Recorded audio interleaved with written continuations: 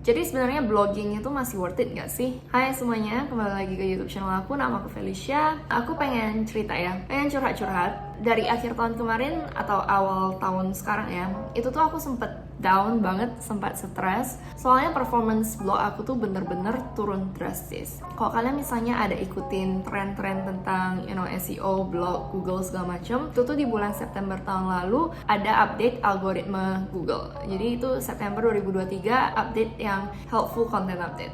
Update kali ini tuh yang bulan September benar-benar mempengaruhi performance blog aku. Aku kasih lihat aja ya traffic blog aku dari 12 bulan yang ke belakang. Itu tuh sebelum bulan September, traffic harian aku tuh lumayan stabil lah ya. Jadi di sekitar 1.700, 1.500 sampai 1.700 per hari. Itu tuh per hari. Tapi sejak adanya update di bulan September, organic traffic blog aku tuh benar-benar jatuh. Lihat nih. Ini nih bener-bener berkurang tapi masih oke, sekitar 1.000, 1.200, 800. Jadi bulan Maret kemarin ada update lagi, itu tuh yang spam update untuk mengontrol konten-konten spam ya. Gara-gara sekarang kan emang banyak konten-konten yang dibuat dari AI, yang low quality content, dan itu tuh bener-bener yang impact blog aku. Dan ini sampai sekarang aku cuma dapat sekitar 200 organic visitors. Ini nggak tahu kenapa. Tapi kalau misalnya dilihat-lihat, position ranking itu nggak terlalu banyak berubah ya. Masih sama aja standar. Yang sekarang agak turun sedikit. Tapi trafficnya itu bisa drop separah ini. Dan otomatis AdSense aku, penghasilan dari AdSense aku tuh juga jatuh parah. Jadi ya gimana ya? Gak tau deh, pokoknya yang kayak udah pengen give up, putus asa sih dengan blog. Yang sekarang aku lihat di Google itu, emang kalau misalnya kita search sesuatu ya, dan balik lagi karena niche blog aku tuh kan di travel. Jadi kalau misalnya aku lagi nyari tempat wisata sesuatu atau itinerary tempat sesuatu, yang muncul di top 3, at least yang di paling atas itu tuh website-website yang kalau nggak travel agency, itu website media yang bener-bener dari perusahaan gede lah ya. Which is menurut aku lumayan fair sih, soalnya mereka juga udah ngeluarin budget yang lumayan lah ya, lumayan banyak, effort yang lumayan besar untuk berada di posisi tersebut. Tapi kan kita pengennya baca blog-blog orang ya yang udah pernah berpengalaman, experience orang-orang yang udah pernah traveling ke sana. Kalau dulu tuh sistemnya yang penting konten kamu itu bagus, lebih bagus dari konten lainnya. Konten kamu tuh lebih orisinil, lebih bagus dari konten-konten yang ada, itu tuh kamu udah bisa ranking. Sekarang udah jarang banget ngelihat blog personal itu tuh yang ngerank di Google. Makanya agak susah ya kalau misalnya kita sebagai blogger biasa aja ya, karena kita juga nggak ada budget, nggak ada resources kayak waktunya, dan untuk hire orang untuk ngebangun blog kita itu tuh perlu resources yang lebih besar.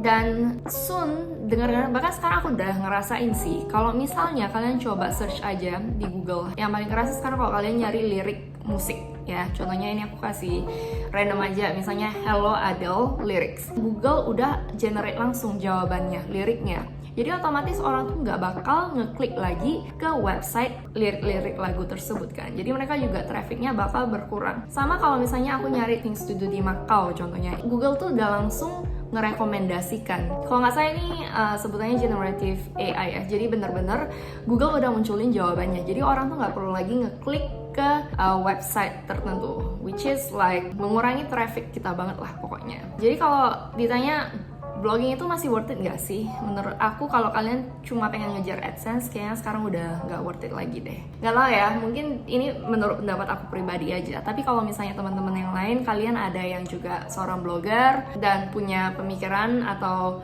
opini yang berbeda, bisa langsung komen aja ya, biar kita bisa diskusi. Menurut aku, blogging itu masih worth it kalau misalnya tuh kalian pengen belajar content management system, tentang SEO. Soalnya perusahaan tuh masih membutuhkan content specialist atau SEO specialist. Itu tuh kalian bisa latihan dulu melalui blog pribadi kalian. Mungkin sekarang aku juga nggak bakal bergantung lagi ke Google ya, soalnya sekalinya algoritma berubah, performance blog kita juga berubah. Tapi mungkin approach aku itu bakalan lebih, aku bakal nulis konten yang nggak yang benar-benar generik ya, yang umum. Soalnya sekarang juga dengan adanya AI, untuk mendapatkan informasi itu udah gampang banget, apalagi yang generik itu.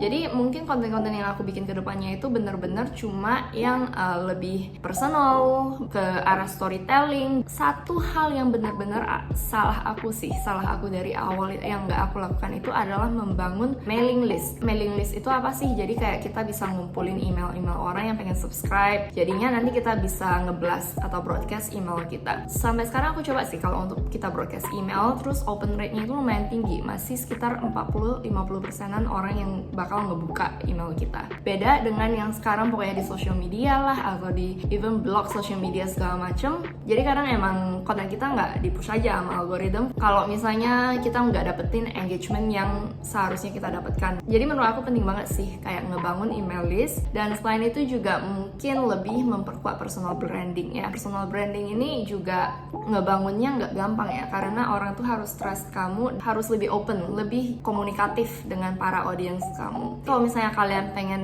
dapetin info-info bermanfaat juga, kalian bisa sign up ke mailing list aku. Nanti aku kasih linknya di kolom deskripsi.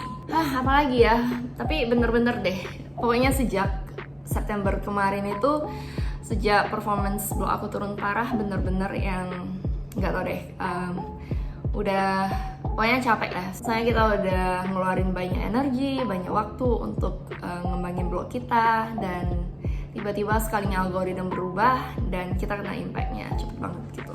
Kerasa banget sih. Apalagi ya yang pengen aku sharing. Jadi kalau misalnya kalian ada pertanyaan atau kalian ada opini, dan misalnya kalau kalian kena dampaknya juga, yuk kita bisa diskusi bareng. Itu dia curhatan aku hari ini. Semoga bisa menjadi pelajaran juga buat teman-teman, buat kalian. Kalau misalnya kalian ngerasa konten aku bermanfaat, bisa kasih tombol like. Dan kita berjumpa lagi di video lain. Bye!